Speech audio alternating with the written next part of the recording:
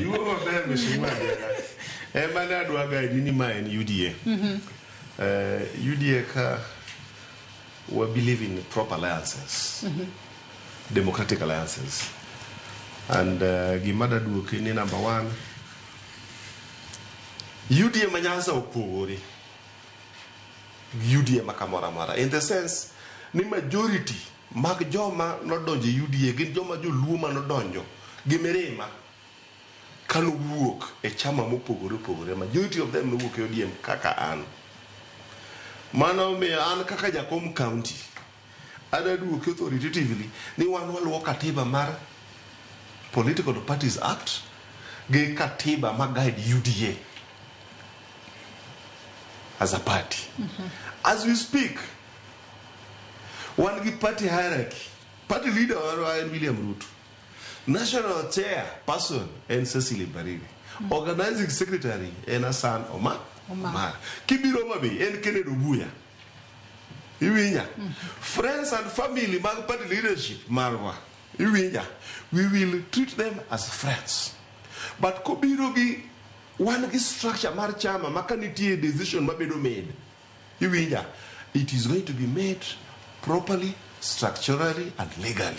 Mwatime, kaso hobi wa bet pain. Nikitadwa nyisi, kasipuniti abagi about 89 police stations.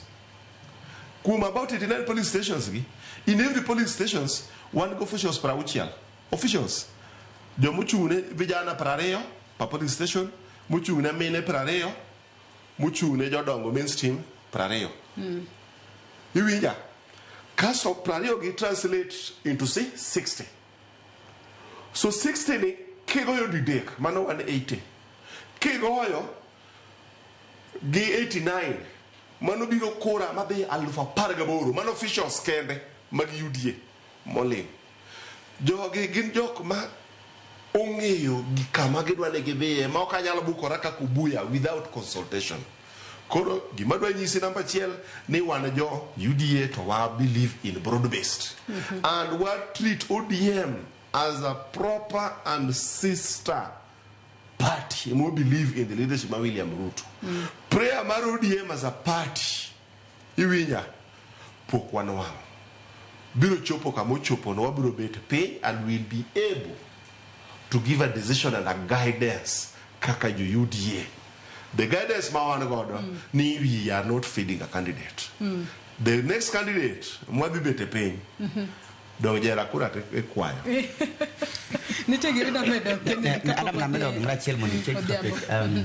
The matter wacho about officials mag chama.